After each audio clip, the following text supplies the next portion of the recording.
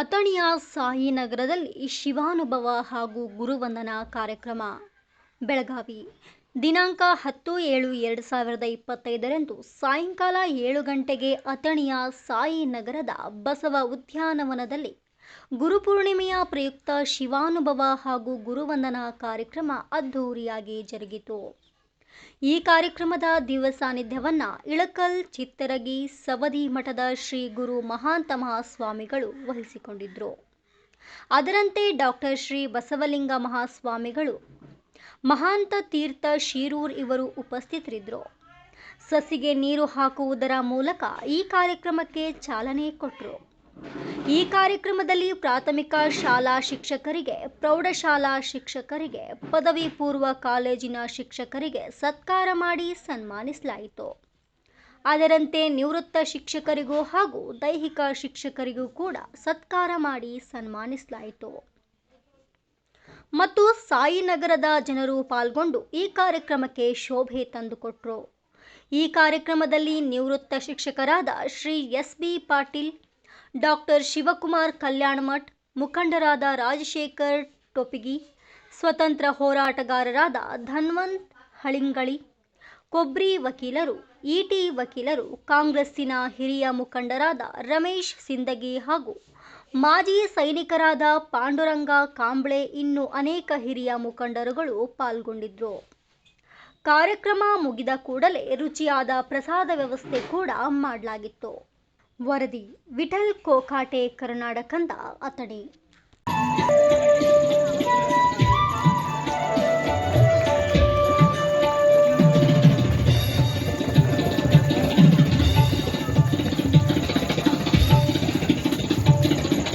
ರಮೇಶ್ ಸಿಂದಗಿ ಅವರು ಯುವ ಧುರೀಣರು ತುಂಬ ಹೃದಯದಿಂದ ಸ್ವಾಗತ ಗೈಯೋಣ. ನಿವೃತ್ತ ಶಿಕ್ಷಕರು ಇವರನ್ನ ಪ್ರೀತಿಪೂರ್ವಕವಾಗಿ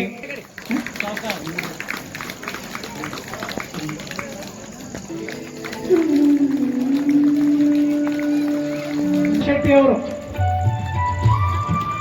ಸದಾಶಿವ ಹಂಚಿನಾಳ್ ನೆಂಗೋಡ್ ಸರ್ ಬಂದು ಸದಾಶಿವ ಹಂಚಿನಾಳ್ ಅವರನ್ನ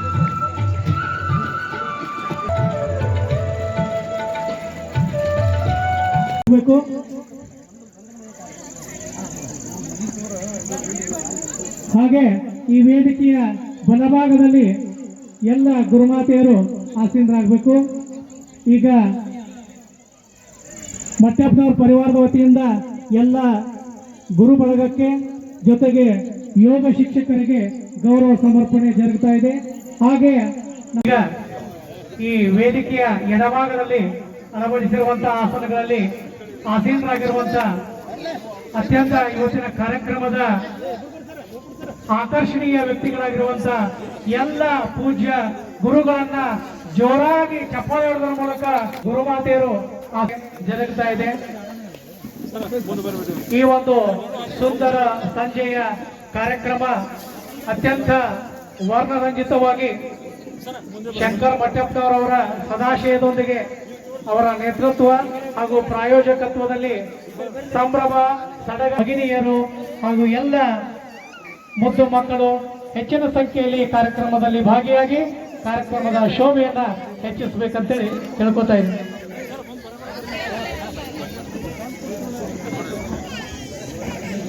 ಹಾಗೂ ಎಲ್ಲ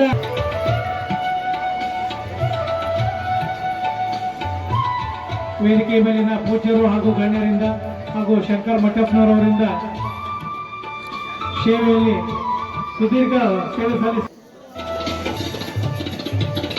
ಯೋಗ ಶಿಕ್ಷಕರಿಗೆ ಜೋರಾಗಿ ಚಪ್ಪಾಳೆ ಹೊಡೆದ್ರ ಮೂಲಕ ಅವರನ್ನ ಗೌರವಿಸೋಣ.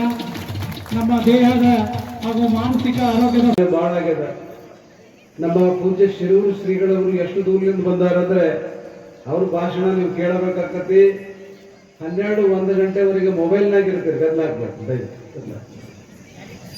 ಸಿನಿಮಾ ಥಿಯೇಟರ್ನೊಳಗಾಗಲಿ ಮೊಬೈಲ್ನೊಳಗಾಗಲಿ 12-1-2 ತನ ಹಂಗ ಕಣ್ಣು ಚುಚ್ಚಿರ್ತಾವ. ಇದ್ರಾಗ ಕಾಲಾಗ ಹೆಂಗ ಮುಳ್ಳು ಚುಚ್ಚಿರ್ತಾವಲ್ರಿ, ಹಂಗ ಕಣ್ಣು ಮೊಬೈಲ್ನಾಗ ಚುಚ್ಚಿರ್ತಾವ. ಅವುಗಳ ತೆಕ್ಕೋಬೇಕಂತಂದ್ರೆ ನಮ್ಗೆ ತಾಕತ್ತಿಲ್ಲ, ಅಷ್ಟು ನಮ್ಮ ಮನಸ್ಸು ವಿಲೀನ ಆಗಿರ್ಬೇಕು. ಅದಕ್ಕಾಗಿ ಈ ಸಂದರ್ಭ ಹೆಂಗೈತಂತಂದ್ರೆ ಸ್ವಲ್ಪ ಸಮಾಧಾನ ತಗೊಂಡ್ರೆ ಸಮಯ ಆಗ್ಯದ. ನಮ್ಮ ವಕೀಲರು ತಿಳಿಯಿತು ಮೂಕಬಾಯಿ ಮೌನದಿಂದ ನೂರು ಕಥೆಯ ಹೇಳಿತು, ಕುರುಡು ಕಣ್ಣು ಹರುಷದಿಂದ ನೂರು ಕನಸು ಕಟ್ಟಿತು, ಮಾತು ಬೆಳ್ಳಿ ಮೌನ ಚಿನ್ನ ಎಂದರೀಗ ತಿಳಿಯಿತು, ನೂರು ಮಾತಿಗಿಂತ ನಿಮ್ಮ ಮೌನ ಹಿತವು ಎನಿಸಿತು, ಮಾತು ಬೆಳ್ಳಿ ಮೌನ ಚಿನ್ನ ಎಂದರೀಗ ತಿಳಿಯಿತು. ವೇದಿಕೆ ಮೇಲಿರುವ ಡಾಕ್ಟರ್ ಬಣಗರ್ ಸರ್ ಅವರು, ಡಾಕ್ಟರ್ ಮೈಗೂರ್ ಸರ್ ಅವರು, ರಾಜಶೇಖರ್ ಟಪ್ಪಗೆ ಸರ್ ಅವರು, ಸಿದ್ದಗೌಡ ಮಠಪ್ಪನವರು, ಬಸಪ್ಪ ವಾಣಿ ಅವರು, ಕಟ್ಮರಿ ಸರ್ ಅವರು ಎಲ್ಲರೂ ಸೇರ್ಕೊಂಡು